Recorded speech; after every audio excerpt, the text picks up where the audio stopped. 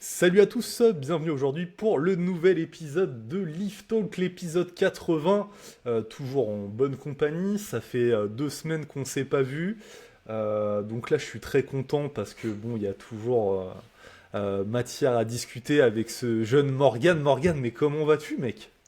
Bonjour à tous sur ce fabuleux podcast éducatif, mais pas que. Écoutez, l'équipage, ça va fantastiquement. Les performantes. Allez, on commence par parler français. Les performances montent jusqu'aux étoiles. Le business va bien aussi. La vie perso va on ne peut mieux aussi. Donc on est grave heureux de vous faire un épisode singesque à nouveau aujourd'hui pour vous apporter de la valeur, pour qu'on parle nutrition, un peu training, à moitié en freestyle, mais toujours avec beaucoup de créativité et un maximum d'éloquence. Donc ça va forcément vous plaire. Oh là là, ça me rappelle des petites soirées là, il te manque la petite banane en bandoulière, enfin Ouais. la petite sacoche, et la petite bouteille d'eau aussi. Ah, totalement. Tiens, quelques mots là-dessus. Ah, je sais pas si on avait parlé déjà il y a 2 mois. Peut-être pas. Ouais, pour vous expliquer, ouais, parce que ça, c'est du contenu qui est en story privée ou sur mon compte privé, très secret. Morgan Nutrition, il va en soirée tech en ce moment. J'ai commencé le 20 août. Donc là, on est le 12 décembre. C'était il y a 4 mois, donc il y a eu environ 16, 17, 18 semaines qui sont passées. Puis j'ai regardé tout à l'heure mon compte Shotgun, qui est l'application pour réserver des billets pour les soirées, et j'ai fait 21 ou 22 soirées. Ce qui veut dire que, ce qui veut dire que le calcul, ça fait Bonne plus d'une perf. soirée par semaine. Et puis en fait, une soirée tech, les horaires, c'est quoi? C'est la plupart du temps 23h, 6h ou minuit, 7h. Et j'ai jamais été aussi fort à la salle et je suis à mon meilleur physique ever.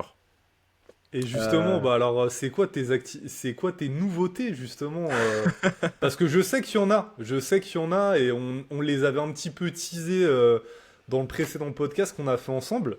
ouais. Vas-y, annonce-nous officiellement les bails.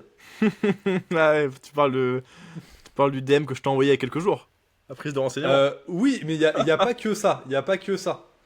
D'un point de vue professionnel et on va dire au niveau des locaux, des nouveaux locaux. Ah, ça, je pensais en avoir déjà parlé. Ah, ben bien sûr. On va vous expliquer de quoi il est question, ça trop bien. Ah, je pensais en avoir reparlé, ok. Écoutez, ça fait un peu plus de 2 ans maintenant que je suis nutritionniste et je travaillais uniquement en ligne.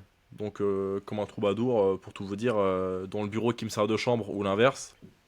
Je faisais mes consultations comme ça en distanciel euh, ou autre part si je bouge, mais j'étais en tout cas pas à recevoir des clients en physique, à travailler dans un lieu fixe. Et je fais partie maintenant d'un projet. Alors on m'a proposé, c'est le projet d'une ancienne cliente et d'un ancien client. Les deux sont en couple. La femme est kinésithérapeute. Le monsieur a une boîte dans la métallurgie, pour faire simple, ancien plombier, etc. Donc c'est un projet avant tout immobilier en fait. C'est la création de locaux, donc d'un énorme cabinet, qui est plutôt même un centre de réathlétisation si on veut préciser, qui va accueillir, et là les travaux sont finis, donc les praticiens s'installent petit à petit, un kiné, deux ostéos, pardon, une kiné, deux ostéos, un préparateur physique type coach de CrossFit, possiblement une médecin du sport, mais c'est pas sûr, et Morgan Nutrition. Donc le mécanisme, le fonctionnement c'est quoi? C'est que j'ai un bureau là-bas, c'est dans les Yvelines, à Voisin-le-Bretonneux, Yvelines, département 78, hein, donc sud-ouest de Paris. J'ai un bureau là-bas que je loue les lundis et mardis. C'est fantastique. Ok, les locaux sont incroyables en termes de luminosité. Tout est neuf. C'est très beau, très propre. J'ai un bureau debout, enfin un bureau à hauteur ajustable. Et ça c'est très fort. Ok, pour la santé de votre dos et même dans un sens pour voilà le confort et la productivité tout simplement. Et ça c'est une bonne étape parce que j'ai déjà remarqué que ça a fait une belle différence au niveau de ma productivité. Parce que le souci, quand j'étais là en l'occurrence chez moi, c'est que je pouvais avoir des bons blocs de productivité de travail, sauf que par moment, il y a la machine à laver qui va sonner, il y a le chat qui va miauler, il y a le facteur qui va passer peut-être, toutes ces petites péripéties, et ça finissait par entacher un petit peu ma productivité. Donc de un, il y a ce côté productivité, et de 2, en fait c'est l'inverse, c'est lorsque j'ai fini de travailler, euh, à la fin de ma journée, bah, finalement je suis à me relaxer dans le même environnement que l'environnement dans lequel j'ai travaillé pendant la journée. Donc c'était parfois dur en fait de complètement couper en termes de stress et de pouvoir faire ce shift du travail au confort, au loisir, à la relaxation. Donc le fait d'avoir les locaux, donc le bureau, m'aide vachement avec ça. C'est trop cool. Et je peux recevoir des clients.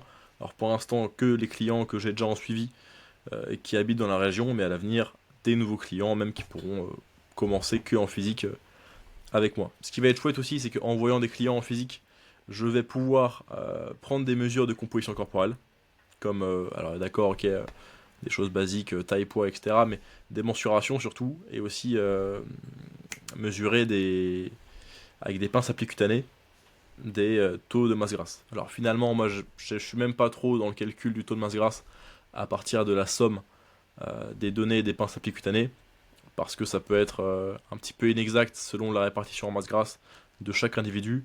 Finalement, on a déjà une très bonne idée de l'adiposité d'un individu, juste avec les valeurs telles quelles données par les pinces à pli cutanées.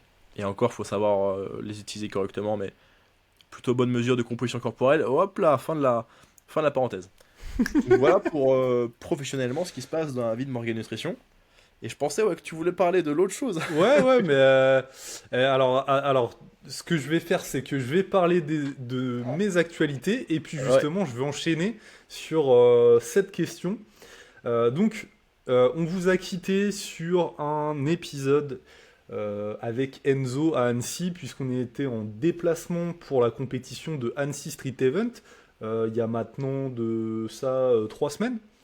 Et il y a eu donc beaucoup de choses qui se sont enchaînées. Là, quand il va sortir ce podcast-ci, ça fera 2 semaines qu'on n'a pas sorti de podcast parce qu'on a eu un rythme effréné. Donc là, on a fait une petite pause. Il y a eu donc, pour rappel, les championnats d'Europe avec Final Rep en Allemagne. Il y a eu également donc Annecy Street Event. Il y a eu aussi entre-temps un événement de la A-Squad en partenariat avec Atlas Corporation à Lorient qui était l'événement Set and Lift. Donc c'était Battle et Street Lifting. Et puis là, on est en pleine préparation avec mes collègues Spartan Lifters, A-Squad et Verson HM pour la préparation des championnats régionaux qui auront lieu avec la FNSL Grand Ouest, bien sûr, je crois que c'est les 3 premiers week-ends de janvier. Donc première nationale, puisque c'est la première fois que vous allez pouvoir avoir la possibilité, si vous habitez dans le Grand Ouest, de faire des compétitions régionales, donc le plus bas niveau entre guillemets de compétition, en tout cas le plus accessible. Et la petite particularité de ces championnats, c'est qu'il n'y a pas besoin de muscle up, que ce soit pour les femmes ou pour les hommes. Pourquoi ? C'était tout simplement pour rendre le sport plus accessible, parce que bien évidemment, on sait que le ticket d'entrée pour le street lifting est assez élevé, et que comparativement par exemple au powerlifting qui est vraiment accessible à quasiment, enfin à quand même beaucoup de gens, et le street lifting l'est déjà un petit peu moins, et le muscle up c'est vraiment ce qui rebute, en tout cas ce qui freine les personnes. Et je peux même vous communiquer un chiffre qui sera intéressant pour vous et sur lequel vous méditerez. Sur 90 participants sur l'ensemble des championnats régionaux, 35% n'ont pas le muscle up ou ont un muscle up en poids de corps. Je mélange les femmes et les hommes. Donc vous voyez que quand même ça ouvre la discipline à beaucoup de gens qui aimeraient faire de la compétition mais qui n'ont pas forcément le muscle up. Donc ça c'est la grande nouvelle de ce début d'année. Donc voilà, globalement c'est ça un petit peu les news. Et toi du coup mec, alors je recontextualise. Alors le mec en plus, tu sais, il m'envoie ça un petit peu comme du n'importe quoi, ça venait un petit peu de nulle part. Et je me rappelle que c'était le matin, et il me dit bon alors mec, est-ce que tu peux me donner, est-ce que t'as des dates à me donner de compétition parce que j'ai fait un rêve que je faisais une compète de street lifting. Est-ce que tu peux nous en dire un peu plus? C'était lundi sur Instagram hein, à 10h25. Alors surtout, bah, c'est le premier message que j'envoie en me réveillant. Donc, vous savez que Morgan Nutrition, le lundi, il se lève à 10h20. Chef, cette nuit, j'ai rêvé que je faisais une compète de SL. C'est un signe. Tu pourrais me trouver une compétition en Île-de-France dans les 3-4 prochains mois STP. Je connais pas du tout les événements à venir. Je serai en moins de 87. Après, je t'ai mis mes perfs. Troubadour.com. Donc, je vous fais la réponse. Donc, je lui ai dit qu'il avait globalement plusieurs options. L'option peut-être la plus intéressante serait les championnats premiers pas, enfin les premiers pas. Donc pour rappel, premier pas, c'est une compétition à échelle nationale pour l'instant, où il n'y a pas de niveau requis. C'est que le premier arrivé, premier servi. C'est juste qu'il faut être très réactif sur l'inscription. Voilà, il y a juste ce petit paramètre. Et le niveau est assez, enfin, comment dire, justement, il est pas du tout homogène, il est hétérogène. Il y a des grosses différences de niveau, généralement, sur ce genre de compétition. Donc ça, c'est un truc à avoir en tête aussi. C'est-à-dire que vous pouvez vous attendre à tout avec les concurrents avec lesquels vous allez être. Voilà. Et après, il y a d'autres compètes qui sont là régionales, où là, il y a eu FNSL Sud-Est qui a été créé avec une compétition annoncée, une FNSL Nord-Est, et là, il y a les Hauts-de-France qui devraient annoncer très prochainement leur première compétition. Donc le sport est vraiment en train d'exploser. Il y avait eu un petit creux en 2024, un petit passage à vide là pour le street lifting. Et là, vraiment, avec la création, la multiplication des compétitions, vraiment le nombre de pratiquants a beaucoup augmenté. Et justement, pour vous donner un dernier chiffre, l'année dernière, sur l'année complète à FNSL Grand Ouest, on avait entre 60 et 70 adhérents. J'ai plus les chiffres exacts. Et là, on n'a même pas commencé l'année, on est à 90. Donc je pense qu'on va doubler le nombre d'adhérents pour 2025. Voilà pour ça. Très bien, très très gourmand. On aime ce qui se passe. Et toi, bah alors, justement, la prépa avance un peu. Je vois que tu nous poses des perfs en permanence. C'est- Ouais, totalement. Bah, j'ai repris le street lifting, je pense, mi-août. Alors, je dis repris parce que j'en ai fait on-off comme ça. J'avais fait une compète à l'époque en février 2020. Donc, c'était la NPSC à Bruxelles. Pour vous dire à quel point ça date, à l'époque, j'avais un meilleur squat que Franzi. Mais bon, j'arrive le chasser. Il a que 2,15, je pense. Mais moi, je suis hard stuck un peu depuis un moment. Mais j'avais pas fait de compète depuis. Je m'entraînais dans mon coin comme ça, entre du body, du street lifting, de la calisthénie poids de corps, des phases où je faisais plus de tennis. Et là, j'étais full bodybuilding, ouais, depuis ouais, été 2022 jusqu'à maintenant, jusqu'à été 2024. Puis j'ai décidé de revenir sur du street lifting pour me challenger, pour changer un peu d'air, etc. Chose que vous devez connaître si vous vous entraînez depuis un peu plus de 5 ans. La plupart d'entre vous, je pense que vous faites des petits allers-retours entre street lifting, power, bodybuilding, un peu de poids de corps. Après, vous vous sentez un peu athlète hybride, mais c'est juste pour justifier que vous courez lentement et que vous n'êtes pas si musclé ni sec que ça. Voilà, moi j'avais besoin d'un petit vent de fraîcheur à refaire un peu de street lifting, avec mon maigre niveau bien sûr, mais c'était pour un petit peu me changer du body. J'ai repris, à l'époque j'avais un dips à 85, maintenant là en 4 mois et demi, le dips est passé à 92,5. J'avais une traction à, je pense, 52,5. Là, la traction est à 57,5. Et galère un peu à progresser. Muscle up, j'en faisais juste pas. Là, maintenant, j'ai 7,5 kg. Enfin, je faisais que des muscle up poids de corps, mais je n'avais pas fait depuis un moment. Et par contre, au squat, je suis pas à mon meilleur niveau. Parce que en mai 2022, j'avais 192,5. Et là, il y a 2 semaines, j'ai remis 180 seulement. Après, il y a eu le déload. Là, je suis en semaine 1, on est à 175. Donc, normalement, ça finit ce cycle-là à 185. Petit à petit, ça reprend au niveau en squat. Ça reste assez sous-maximal, pardon.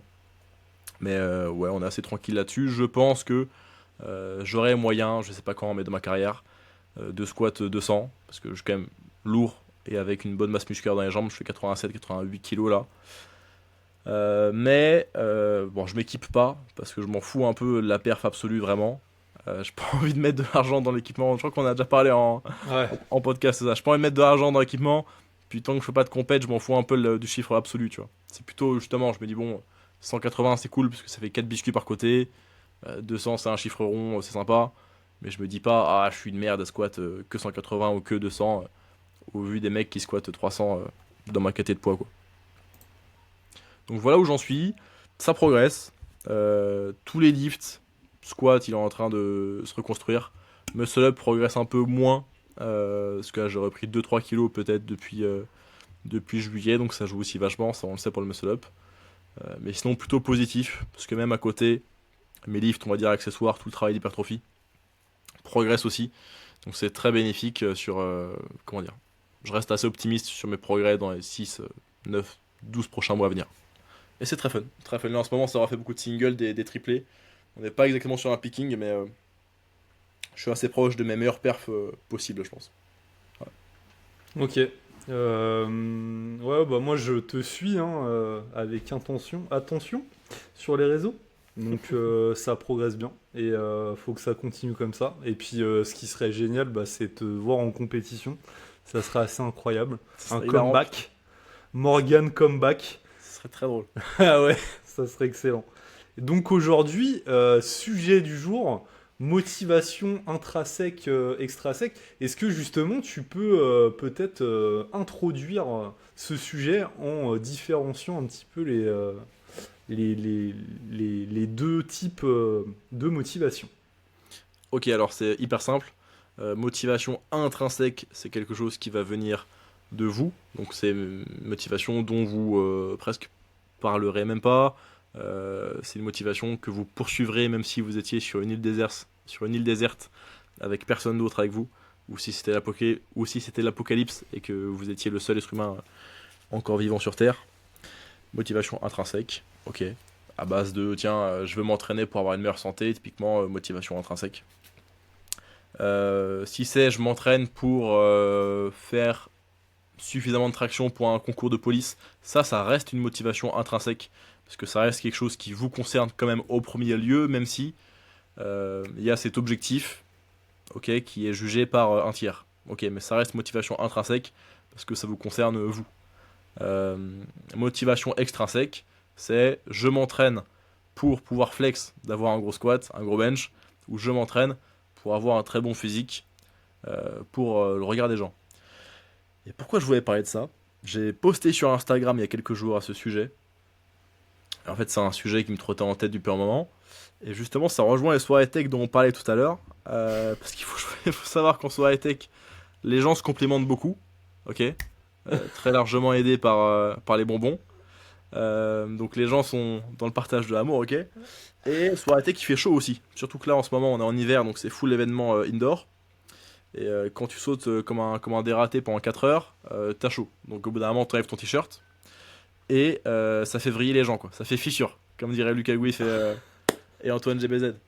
Surtout que cet été, je suis resté plutôt sec, donc j'avais ma meilleure shape ever, je pense. Et donc, je me retrouve régulièrement, enfin en fait à chaque soirée, à recevoir des compliments sur mon physique. Homme comme femme, plutôt homme, mais les deux. Des gens qui vont me dire, ah ouais, super physique, qui vont faire parfois des blagues, mais toujours un peu bienveillantes. En mode, putain les gars, vous prenez trop de place si je suis avec un camarade musclé et autres. Et des gens juste archi enthousiastes qui vont venir me voir pour me dire, ok, comment tu t'entraînes, c'est quoi ta routine épaule, trucs comme ça, tu vois. Et bon, ok, ça fait plaisir, même si on passe à un certain stade d'entraînement, on n'a plus trop besoin de validation externe. Mais c'est vrai que du coup, à force de spam les soirées tech à base de une par semaine, ça a été une motivation pour rester assez sec tout au long de l'été et m'entraîner juste dur, continuer de maximiser mes progrès physiques. Donc là m'est venue la réflexion, tiens, est-ce que c'est foncièrement mauvais d'avoir une motivation extrinsèque? Ok, donc avec pour but de plaire aux gens, d'avoir un physique objectivement sympa pour les autres personnes. Et donc ça a vachement animé mes réflexions récentes. Et j'en suis arrivé à la conclusion qu'il n'y a juste aucun souci avec le fait d'être motivé extrinsèquement, que ce soit au début ou à la fin de votre parcours, si ça vous fait vous entraîner dur. Pourquoi? Parce que cette motivation extrinsèque que j'ai via, ok, un, prenons soirée tech, mais deux, prenons aussi, j'ai presque pour responsabilité en fait de rester relativement sec à l'année, parce que je suis nutritionniste en fait, et il faut montrer l'exemple. Il faut pas être un nutritionniste en chemise, mais avec une qualité de peau misérable, qui fait 4000 pas par jour, et qui est en surpoids en fait, et qui met pas de distraction. Ça c'est honteux en fait. Ça, on ne veut pas de ça.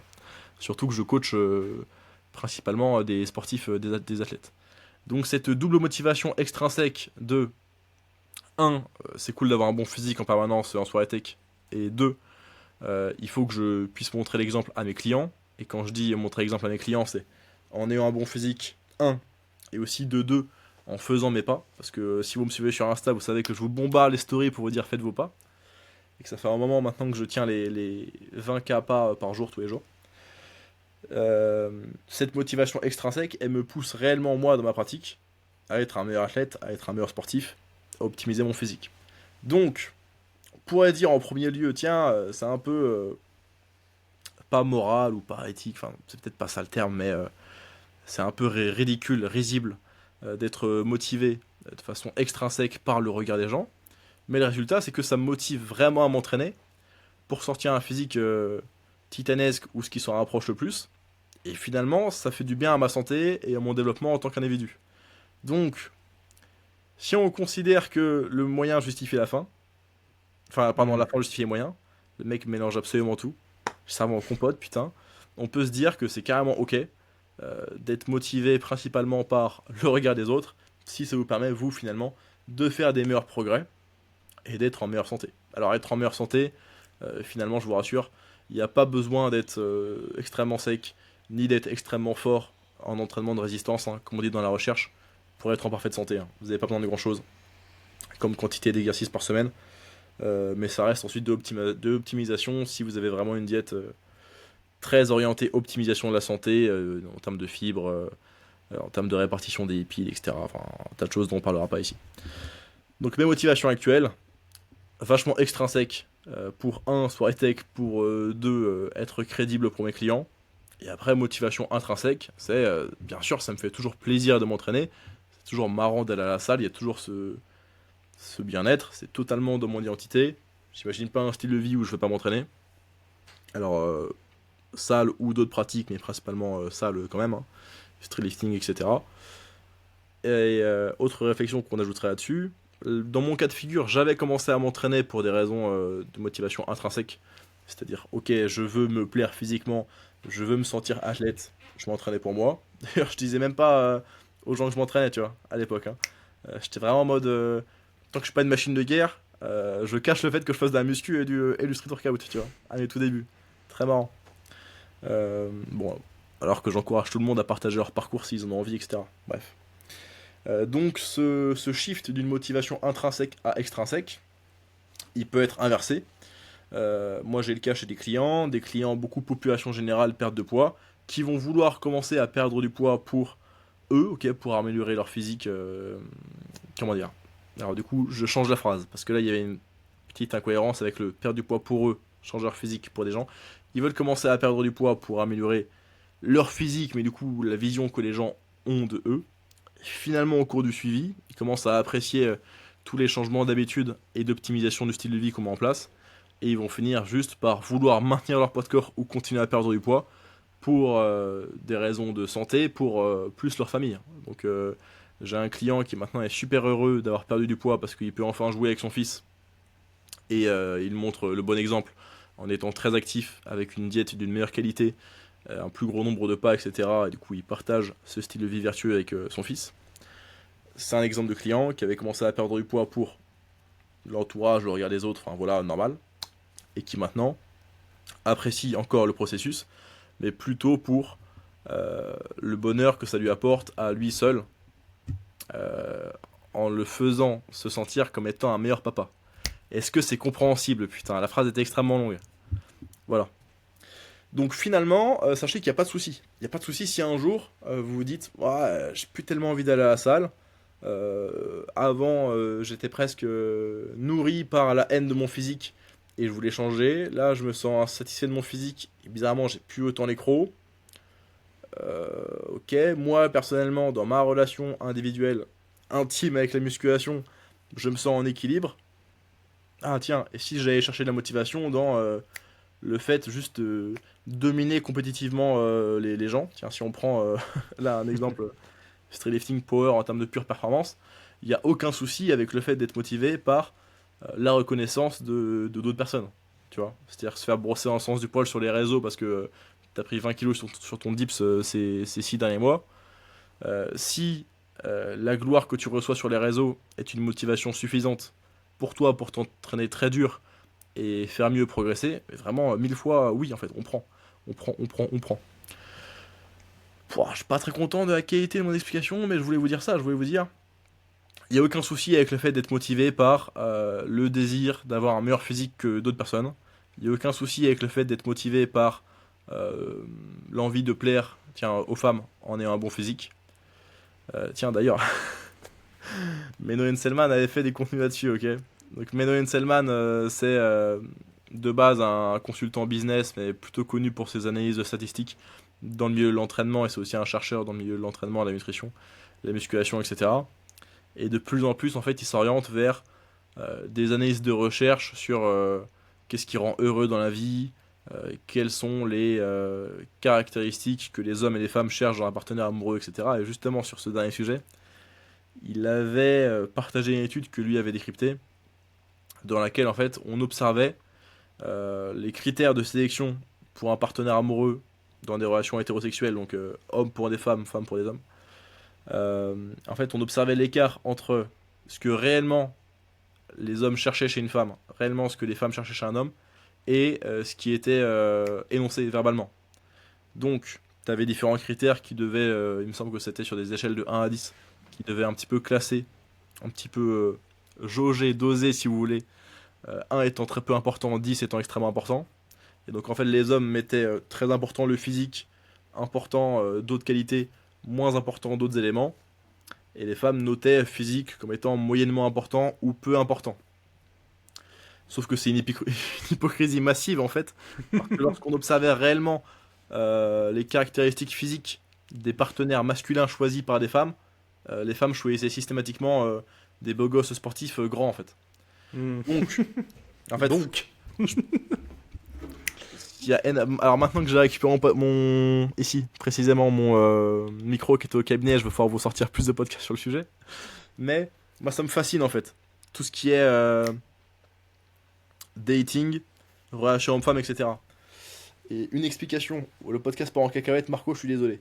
Et une explication que j'aurais là-dessus, de pourquoi les femmes juste n'assument simplement pas le fait qu'elles elles veulent juste des beaux gosses, tu vois, tout comme des hommes veulent des femmes des femmes belles, en fait, des femmes attirantes, c'est que le fait de ne pas énoncer clairement, c'est ma position, hein, et n'écoutez pas quelqu'un qui met du vernis rouge comme moi. Ma position, c'est que le fait de ne pas discréditer directement, catégoriquement sur un élément objectif, les hommes, parce que en fait, si les femmes disaient d'accord, moi il faut que mon homme fasse au moins 1m80 sur les applis de rencontre des femmes explicites, mais le fait de l'expliciter fait que ça disqualifie, pardon, immédiatement un grand nombre d'hommes qui ne sont même ah, pas des hommes qui vont pouvoir être gardés sous le coude par ces femmes-là ok. euh, pour leur rendre service, pour les flatter, leur donner de l'attention, etc. Je pense que c'est Ok. une partie de l'équation, et je pense que par contre c'est qu'un élément, parce que je pense réellement qu'il y a juste beaucoup de femmes qui se rendent pas compte qu'elles sont attirées par les hommes beaux parce qu'il y a d'autres éléments qui comptent, et que, et ça c'est documenté dans la recherche, il y a plus d'homogénéité dans les partenaires idéaux féminins, donc pour les hommes, que dans les partenaires masculins idéaux chez les femmes. Je vous explique ça autrement. Vous êtes avec votre pote homme. Vous allez vraisemblablement souvent tomber d'accord sur quelle meuf vous plaît. Tous les deux, ok. Par contre, vous êtes une femme avec votre copine, vous allez avoir un petit peu plus matière à débat sur ah, est-ce que tel homme est séduisant. Ok. Parce que d'un point de vue juste stratégie d'un point de vue juste stratégie reproductive, il y a beaucoup plus d'intérêt, d'apport en étant un homme à être clivant pour en fait se différencier et convenir, satisfaire une très faible minorité de femmes qui vont être en fait dans votre niche. Pourquoi je vous parlais de ça? Je vous parlais de ça parce que du coup, en tant que femme qui ne va pas euh, de son plein gré énoncer qu'elle veut des hommes beaux, elle va aussi voilà, peut-être considérer en trame de fond qu'elle a une attirance particulière pour certaines caractéristiques physiques ou non qui sont très spécifiques. Alors que tous les hommes seront légèrement plus d'accord voilà, sur l'archétype idéal de la femme. Frédéric de la vie vous en parlera. Avec des termes assez rigolos, tu vois, il va vous parler de femme fertile, de ratio hanche sur taille, mais d'ailleurs ça c'est assez drôle de voir que c'est vachement réparti mondialement. Le fait qu'il y ait certaines formes de corps qui sont un petit peu plus recherchées de la part des hommes chez les femmes que l'inverse. Même si on pourrait dire culturellement il y a des différences, historiquement selon les périodes il y a des différences, etc. Oh putain, on est parti vraiment loin. Pourquoi je te parlais de Non, ça? Meno bah, Henselman. en fait, au début, t'enlevais les complexes des gens qui s'entraînent avec des motivations externes, en mode c'est pour être plus fort que lui ou pour me faire saucer sur les réseaux. En Ouais. fait, c'est ok là-dessus. Et après, en fait, t'as cité ce mec-là qui a fait des études pour analyser certains trucs, et après, t'es parti en sucette.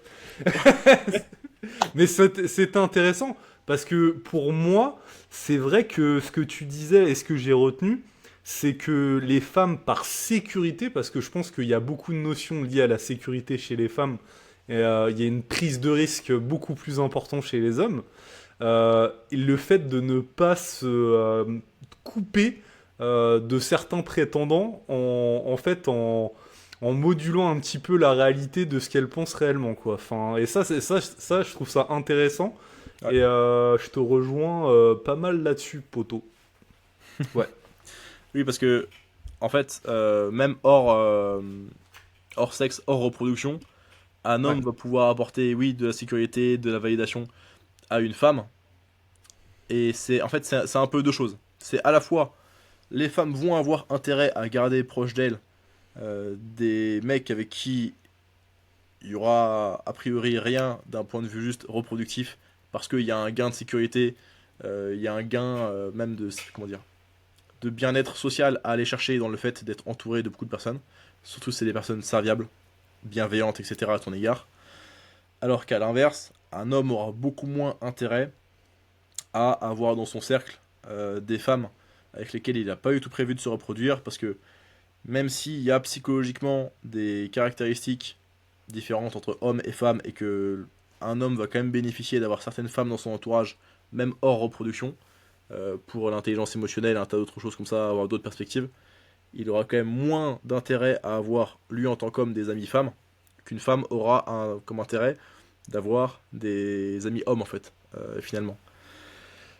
Donc c'est à la fois ça, c'est à la fois la femme va bénéficier de garder des amis hommes dans son cercle, et c'est également, selon l'homme en question et son niveau de violence, son niveau il y a un terme que je cherche, d'impulsivité, le fait de recevoir un refus catégorique, surtout sur un critère aussi objectif que la taille, le poids, le physique, des éléments vraiment clés, ça pourrait rendre violent le prétendant, si on utilise le terme prétendant, homme envers la femme, et du coup mettre sa sécurité en danger. Donc en fait, il y a très peu d'intérêt en tant que femme à énoncer des critères discriminants, objectifs, arbitraires ou non, hein, vraiment brut, manichéen, ok.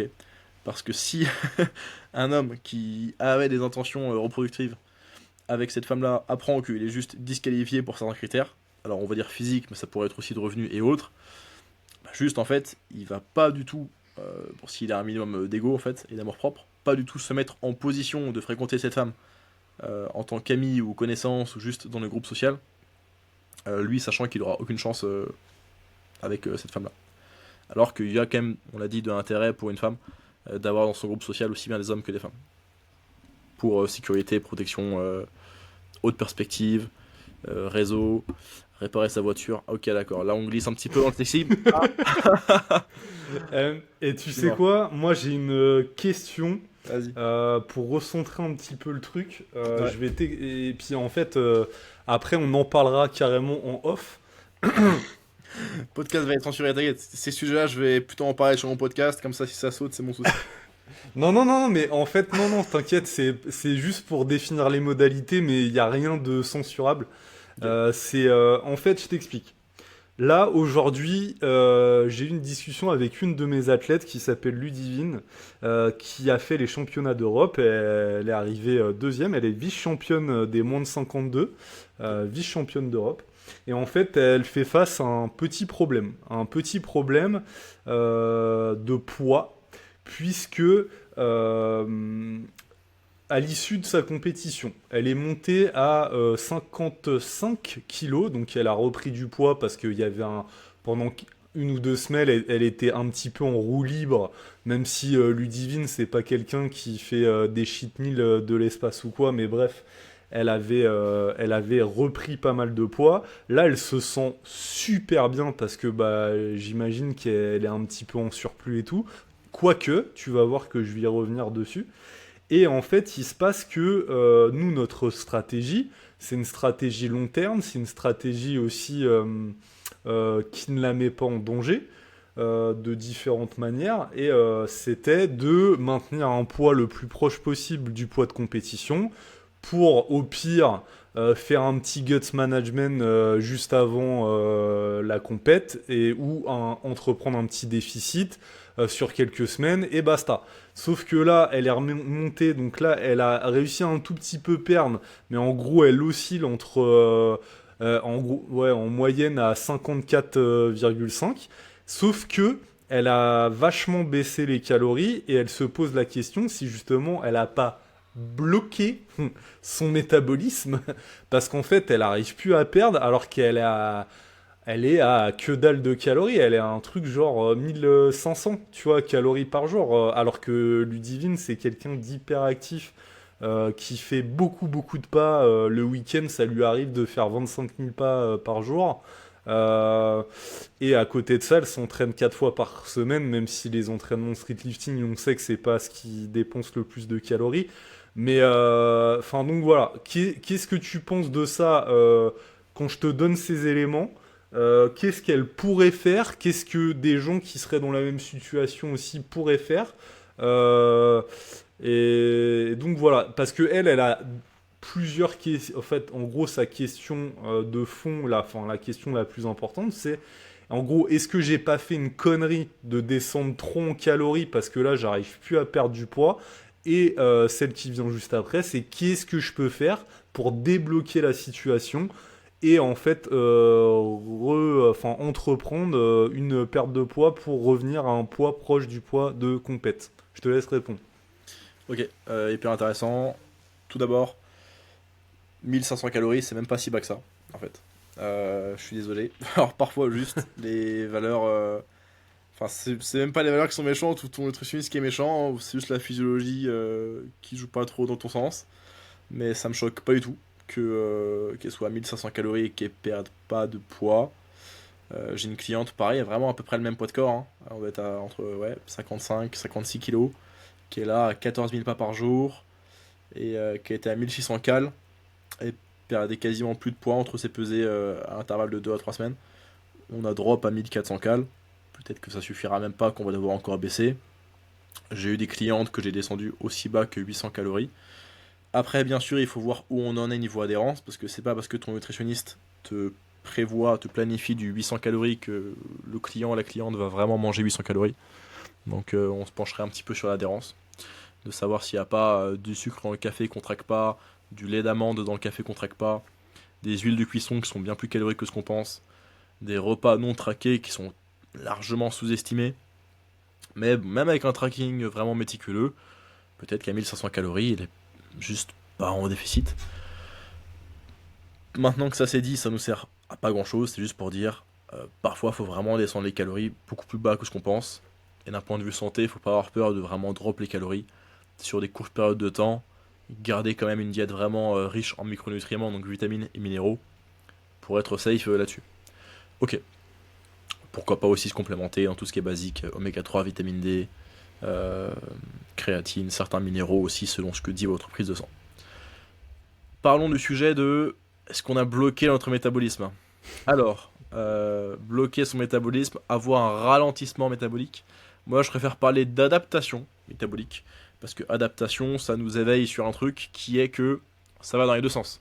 C'est-à-dire que quand vous êtes en déficit, votre dépense calorique va avoir tendance à chuter, on va y venir, et lorsque vous êtes en surplus calorique aussi, votre dépense calorique va avoir tendance à cette fois-ci augmenter, en fait, hausser.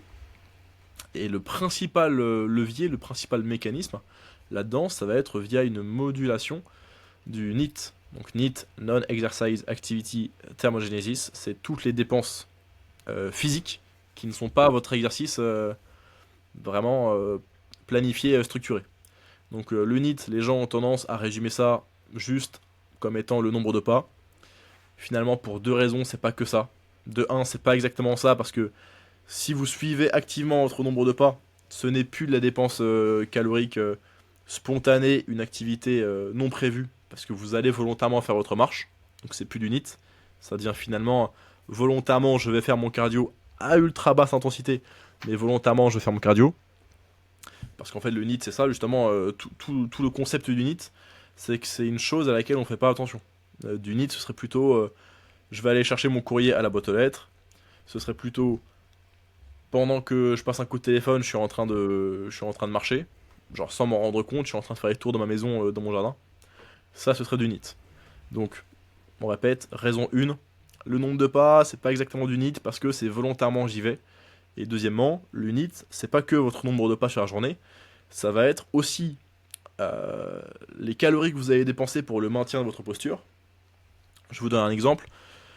Il y a un an et demi, ouais, je préparais une compète de bodybuilding que finalement j'ai pas faite, mais j'étais devenu vraiment extrêmement sec. J'étais un zombie sur la fin, si bien que lorsque je regardais mon ordinateur, j'avais pas la tête droite, ok, j'avais la tête inclinée sur le côté, presque avec mon épaule collée à mon oreille, parce qu'en fait la tenue de ma tête ça me fatiguait, ok, donc rendez-vous compte, dans des déficits très extrêmes, très durables à un faible taux de masse grasse, les adaptations du NEAT, ça va jusqu'à voilà, la posture que vous allez prendre. Donc vous allez en permanence vouloir vous allonger, vous êtes à l'arrêt de bus, il n'y a pas de place pour s'asseoir à l'arrêt de bus. Vous allez systématiquement juste vous appuyer contre un mur de l'arrêt de bus. Quand vous êtes dans une sèche vraiment intense, intense. Ça, c'est votre NEAT qui chute. Ok. Donc ça se résume pas juste au nombre de pas. Autre chose qui va rentrer dans le NEAT, et ça c'est flippant, la fréquence à laquelle vous allez cligner des yeux. Ok. Donc votre coach, il est bien gentil. Il va vous prescrire un nombre de pas. Et je fais partie de ces coachs bien gentils qui va vous prescrire un nombre de pas. Mais le NEAT, c'est infiniment plus riche que ça. Donc il y a des adaptations métaboliques dans le NEAT, hein, via le NEAT, qui vont être impossibles à track, dont voilà ces deux choses-là, la fréquence à laquelle on cligne des yeux et l'énergie qu'on va dépenser pour tenir notre posture. Donc la principale adaptation métabolique, ça va être ça. Ça va être une baisse du NEAT. Le mieux qu'on puisse faire là-dessus, c'est juste malheureusement suivre le nombre de pas et s'assurer de le garder assez élevé. Mais finalement, on l'a dit, c'était mon point numéro 1. C'est même plus du NEAT parce que c'est activement que vous cherchez à suivre votre nombre de pas et que vous vous forcez à aller faire votre promenade quand il faut finir les pas en fin de journée. Mais c'est déjà une bonne façon pour mitiger les adaptations métaboliques et au moins vous garder un sentiment de contrôle là-dessus. Et après, il va y avoir d'autres choses. Il va y avoir l'effet thermique des aliments qui va un tout petit peu chuter. Effet thermique des aliments, c'est quoi? C'est un pourcentage de calories qui est dépensé sur les calories que vous allez ingérer. Donc vous mangez un repas à peut-être 500 calories. Un effet thermique classique des aliments, c'est 10 à 15%. Donc il y a peut-être 50 à 75 calories sur votre repas de 500 cal qui vont être dépensées juste pour la digestion, l'assimilation, le transport des nutriments suite à ce repas-là. Donc il y a une petite baisse de l'effet thermique des aliments en sèche. Enfin, c'est une partie des adaptations métaboliques. Et après, il y a juste même vos mitochondries. Donc si vous voulez, les usines à énergie de vos cellules qui vont devenir un petit peu plus efficaces pour créer la même quantité d'énergie à base de moins de calories ou plus d'énergie, plus d'ATP, etc. avec une certaine valeur calorique donnée. Donc oui, les adaptations métaboliques, ça existe. Alors si on rajoute à ça aussi les hormones de la faim et la satiété qui vont faire un peu n'importe quoi, à savoir la leptine, une hormone de la satiété qui va plutôt avoir tendance à baisser, et la gréline, l'hormone de la faim qui va plutôt avoir tendance à augmenter. Tout ça fait que vous n'allez pas pouvoir sécher très longtemps sans faire attention à votre nombre de pas, à vos choix alimentaires, etc. C'est des compensations qui vont vous empêcher de sécher. Les gens qui ont plus de facilité pour rester secs vont en moyenne avoir un petit peu moins d'adaptation métabolique. Et inversement, chez les gens qui vont avoir plus de difficultés à atteindre un bon niveau de sécheresse. Alors, j'ai un petit peu divagué, mais il fallait poser toutes ces bases un peu physiologiques, comprendre les mécanismes des adaptations métaboliques, et on va garder le terme adaptation métabolique, parce qu'il n'existe pas de blocage du métabolisme. Blocage du métabolisme, ce serait le le concept de ah tiens, j'ai coupé trop vite mes calories, ça a fait peur à mon corps, il est passé en mode famine, maintenant j'ai zéro dépense. Vraiment, je suis bloqué là, mon métabolisme il fait la gueule, il est en train de ronfler, il m'a carrément puni. Ça n'existe pas. Pourquoi ça n'existe pas? Parce que ce qui va créer les adaptations métaboliques, c'est deux choses, ou plutôt ce qui va dicter leur ampleur. Ça va être les calories que vous mangez de 1, et de 2, le pourcentage de masse grasse auquel vous êtes. Tiens, on va commencer par pourcentage de masse grasse. Le tissu adipeux, justement, ça a un rôle dans la production de plus ou moins de leptine et de gréline. Donc en fait, la leptine, elle est produite dans le gras principalement. Ce qui fait que moins vous avez de gras, moins vous produisez de leptine. Moins vous produisez de leptine, moins vous êtes rassasié, donc plus vous avez faim. Donc être sec, ça crée des adaptations métaboliques, donc via une hausse de la faim et d'autres choses, parce que la leptine va aussi jouer sur votre dépense. Donc être sec, ça crée l'adaptation métabolique. Et aussi avoir peu de calories dans l'assiette, ça crée l'adaptation métabolique, parce qu'avec moins de calories ingérées, c'est plus dur d'être actif spontanément, donc d'avoir du NEAT. Et ça, on le sait dans une étude qui a étudié l'inverse, qui était une étude d'overfeeding, donc dans laquelle en fait on suralimentait les gens sur certaines journées à hauteur de 1000 calories, et on observait ce que leurs dépenses faisaient. Et il y avait un sujet, pour vous donner vraiment l'écart de la fourchette, il y avait un sujet, alors qu'il avait été suralimenté de plus 1000 calories, hein, au-delà de sa maintenance, qui avait eu une toute petite baisse de sa dépense de moins 16 calories, et il y avait un sujet qui avait énormément compensé, qui lui avait eu une hausse de plus de 600 calories de sa dépense, alors qu'on l'avait suralimenté de 1000. C'est-à-dire qu'il y a un sujet vraiment qui a grave compensé, et qui juste en fait était devenu une pile électrique. Et on a tous un pote comme ça, qui vous dit je comprends pas, je peux tout manger, je prends pas de poids. Et bah c'est typiquement, mais typiquement le genre de personne qui dans la littérature scientifique va beaucoup compenser avec une hausse du NEAT, donc une hausse du nombre de pas, lorsque on va lui donner beaucoup de calories à disposition. Et ça, vous le remarquerez aussi si un jour vous faites une énorme sèche, si vous faites un refeed de 1, 2, plusieurs jours, voilà, voire même un diet break complet d'une semaine, et ben vous allez retrouver énormément d'énergie. Vous allez vous surprendre à pas tenir en place derrière votre bureau, parce que vous aurez envie de marcher, vous aurez envie de faire des activités, vous serez hyper actif, parce que vous vous retrouvez avec beaucoup plus d'énergie disponible que lors des dernières semaines de sèche. Et donc l'inverse c'est vrai, on y revient, c'est-à-dire que lorsque vous êtes en déficit, plus vos calories sont basses, plus en moyenne ça va être difficile d'avoir un NEAT conséquent. Et NEAT, on l'a dit, c'est nombre de pas, mais aussi tenir ma posture, taper du pied au bureau frénétiquement, alors qu'il n'y a aucune raison en fait de taper du pied. Ça c'est du NEAT aussi. Quand vos calories sont basses, vous le faites beaucoup moins. Et pour autant ça dépense des calories. Alors je vous recommande pas de le faire pour dépenser, mais c'est pour vous dire que le NEAT, c'est des choses que vous contrôlez pas en fait. Et résumer ça strictement au nombre de pas, c'est une bêtise. Donc ok, on y revient. Putain, j'espère vraiment que les auditeurs sont accrochés là, parce que ça va vite. Les adaptations métaboliques, ça dépend de 1, le pourcentage de masse grasse auquel vous arrivez, le poids de corps auquel vous arrivez, et de 2, les calories qu'on a dans l'assiette. Maintenant qu'on a compris ça, on se rend compte que les adaptations métaboliques, elles sont réversibles. Et dans la littérature scientifique, on le remarque. C'est-à-dire que la perte de poids, bon, vous arrivez à votre poids de compète. Suite à la compète, vous allez certainement regagner un petit peu de poids.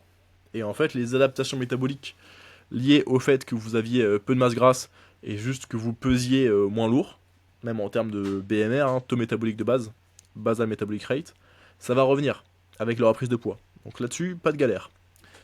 Et ensuite, pour la responsabilité de l'apport calorique sur les adaptations métaboliques, Bah pareil, après la perte de poids, vous n'êtes plus en déficit, vous remontez à maintenance, voire en surplus, et en étant juste à maintenance, vos hormones de faim, satiété, le NEAT, va vraiment être rehaussé. Et ça, on le sait dans les études de refeed et de diet break, on sait que lorsqu'on fait un refeed, le NEAT va remonter, la leptine va remonter, la ghréline va rebaisser. Après, malheureusement, lorsqu'on fait un refeed de, disons, 2 jours, bah, en fait, ça remonte que de 2 à 3 jours, pareil. Donc, en fait, on ne peut pas éviter le côté très brûlant, dangereux, si vous voulez, du déficit. Mais tout ça pour dire, c'est assez rapide, ce regain de dépenses énergétiques, donc ce reverse-là, ce rembobinage des adaptations métaboliques, est vraiment rapide une fois que vous sortez du déficit. Parce que vous allez reprendre le poids de corps, parce que vous allez retomber à vos calories plus hautes. Alors pour les gens qui me parleront du «Ah mais quand on est âgé c'est plus dur de perdre du poids», ça veut dire que le métabolisme il est endommagé, il a ralenti. Bah non en fait le gros facteur qui fait qu'on a moins de dépenses caloriques quand on est plus âgé, c'est que le niveau d'activité physique spontané, et là on va résumer vraiment on va pas se prendre la tête, le nombre de pas, il baisse. Il est plus faible à mesure que vous vieillissez. Donc, on a moins de dépenses, déjà, et principalement et quasiment uniquement, la seule responsabilité, quasiment, sur ce pilier-là. Donc, nombre de pas, niveau d'activité physique. Donc, à nouveau, on n'est pas sur du ralentissement métabolique. Je répète, on parle plutôt d'adaptation métabolique que de dommage métabolique ou ralentissement métabolique, même si ralentissement, ce serait presque correct. On parle d'adaptation parce qu'il faut comprendre que c'est un curseur, c'est un thermostat. Il y a des gens qui vont plutôt avoir beaucoup d'adaptation en surplus et souvent plutôt beaucoup d'adaptation en déficit. Des gens qui auront moins d'adaptation en déficit, moins d'adaptation en surplus aussi. Ça dépend des individus. Donc c'est individualisé bien sûr. Mais lorsque vous allez revenir à maintenance calorique, lorsque vous allez retrouver un poids de corps jalon particulier, vous allez retomber sur vos données habituelles de je connais ma dépense calorique pour tel poids de corps, avec tel nombre d'entraînements, tel nombre de pas, etc. Donc je vous rassure, on est vraiment extrêmement safe. Ok. Niveau adaptation métabolique, il n'y a pas de ouah, j'ai peur, j'ai durablement endommagé mon métabolisme. Non, vous avez certainement juste endommagé votre cerveau en suivant Glucose Goddess ou d'autres débiles comme ça sur Instagram. Mais vous inquiétez pas en fait. Quand vous allez reprendre du poids et remanger des calories, vous serez très safe. Alors, comment elle peut faire maintenant quelles sont les choses qu'elle peut mettre en place pour relancer un petit peu tout ça même si je préchote un petit peu ta réponse. Euh, Vu que maintenant tu as tout dit, c'est quoi là Déjà, est-ce qu'elle doit se faire du souci? Bah non, tu l'as dit que non. Il y a eu des adaptations. Maintenant, qu'est-ce qu'elle fait pour perdre du poids? Elle mange moins, du coup, c'est ça, hein? Elle mange moins, elle va prendre de l'éphédrine. C'est illégal en France, mais c'est pour aller, c'est à la frontière entre le complément et et le produit dopant. Non, c'est pas l'éphédrine, c'est. Bref, c'est Lyle McDonald qui en parlait dans ses livres. Ce grand singe là. Je vous recommande tous ses livres d'ailleurs à Lyle McDonald. Euh, et de la Yohimbine aussi. Yohimbine, j'ai pas réussi à en avoir en France, mais plutôt bon complément. Plutôt bon complément. Apprendre à jeun et si vous faites du cardio dessus, c'est mieux. Même si ça semble débile et que le cardio à jeun ne fait pas perdre plus de graisse, dans le cas de la Yohimbine, c'est ce qu'il faut faire. Bref. Ouais, qu'est-ce qu'elle doit faire, notre chère athlète?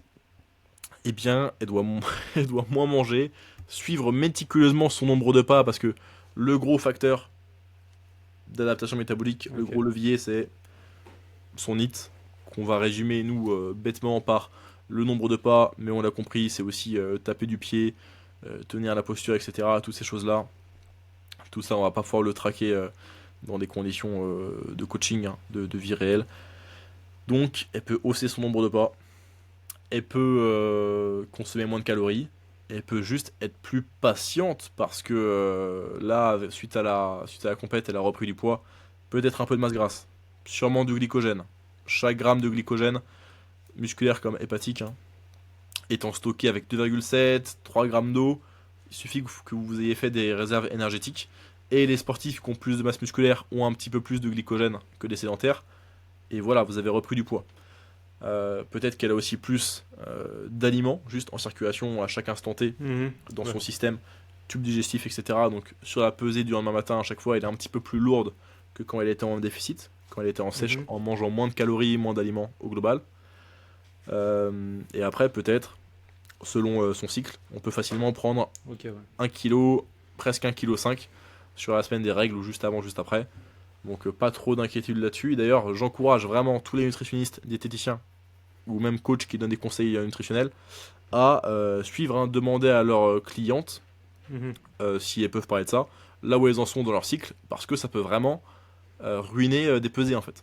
Alors, on va pas leur en vouloir d'avoir leurs règles, mais c'est au coach de demander si il y a l'ouverture pour en parler. La plupart du temps, il y a aucun et souci. puis tu parles de l'alimentation, mais si aussi elle est disposée à vous communiquer ces données, en parler aussi si vous donnez des conseils sportifs, parce que notamment en force, on voit que ça impacte aussi beaucoup quand elles sont dans ces périodes-là, donc c'est bien de le savoir et de pouvoir des fois même l'anticiper. Sur une fin de bloc, vaut mieux qu'elle soit pas dans cette période-là, quoi, si on peut éviter. Alors, ceux qui me suivent sur Instagram savent qu'il y a maintenant 3 semaines, j'étais à Nottingham pour des conférences nutrition. J'y vais chaque année. Justement, l'année dernière, c'était sur tout ce qui touche à ménopause, hormones contraceptives, optimisation de l'entraînement et la nutrition selon la phase folliculaire, lutéale, etc. Et je vous le résume en 3 phrases. Déjà, c'est un bordel de malade en fait. Sachant que sur le papier, on pourrait se dire ah d'accord, peut-être que pendant la phase lutéale, on va peut-être bénéficier de manger. J'ai plus exactement les valeurs en tête, mais peut-être qu'en phase lutéale, on va pouvoir envoyer un petit peu plus de volume d'entraînement. On va devoir manger un peu moins de lipides, un peu plus de glucides. Inversement, dans la phase folliculaire, etc. Peut-être que là, on prend plutôt le déload. Peut-être que là, on se met en maintenance calorique. On fait un diet break. Sur le papier, il y a plein de choses qui feraient du sens. Et finalement, il y a eu des recherches là-dessus, sur l'entraînement de force, à se dire ah, mais du coup, est-ce que c'est bénéfique si on cherche à faire plutôt tel format, telle intensité, tel volume selon les phases. Et malheureusement, alors ça mériterait d'être à nouveau étudié, mais on voit pas de différence sur les résultats qu'on obtient, même si ça ferait sens de malade de s'entraîner un peu plus dur ou avec un peu plus de volume dans certaines phases, puis de prendre un déload, puis de rehausser les calories, de sécher plus agressivement d'autres semaines. C'est hyper intéressant, c'est hyper prometteur. Bon, pour l'instant, je considère qu'on manque encore de données là-dessus, mais les premières recherches qui ont été faites, et après à nouveau avec une faible puissance statistique, n'ont pas été très prometteuses. Ça n'empêche pas que je pense qu'il y a quand même du sens de le faire. Si on veut tout optimiser, peut-être voilà que dans des conditions pratiques de coaching, vraiment en one-to-one avec une athlète, peut-être que réellement on peut avoir des progrès à faire. Ou alors si c'est même pas quelque chose qui permet d'avoir des meilleurs progrès, ça permet de maximiser l'adhérence, c'est toujours ça de prix en conditions réelles de coaching. Mais même si, bon là je coache plus en ce moment en entraînement, je reprends mais j'ai pas de femme en entraînement aussi en ce moment.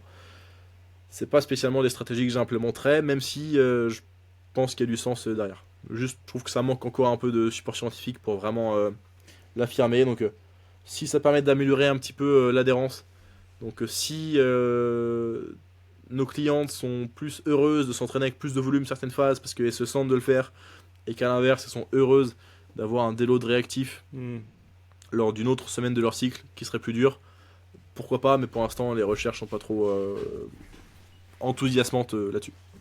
Ok. Et bah, je pense qu'on va finir le podcast là-dessus. Il y a eu beaucoup de sujets. On devait traiter un sujet. En fait, on en a traité 3. Ah, c'est génial. Donc, c'est le bonheur pour vous. Comme d'habitude, donc, moi, je vous invite à liker, partager et aussi à commenter ce podcast-là, à mettre une petite note de 5 étoiles aussi sur Spotify, Deezer. Morgan Nutrition, vous pouvez le suivre principalement sur Instagram, mais aussi sur YouTube. Ouais. Et donc nous on se retrouve la semaine prochaine pour un nouvel épisode, donc ça sera l'épisode je crois 80 non 80, et donc ça clôturera la deuxième saison de Lift Talk. Et donc du coup on vous fera un gros truc pour l'occasion. Ça m'a fait plaisir d'avoir de tes news, mec. Toujours partant pour discuter avec moi et puis pour nous partager tes connaissances, tes réflexions. Et puis bah moi je te souhaite une bonne fin de soirée mec et puis je te dis à plus tard aussi. Merci coach. Allez, Tous les ciao. biceps. Strict lifté. Strict lifté.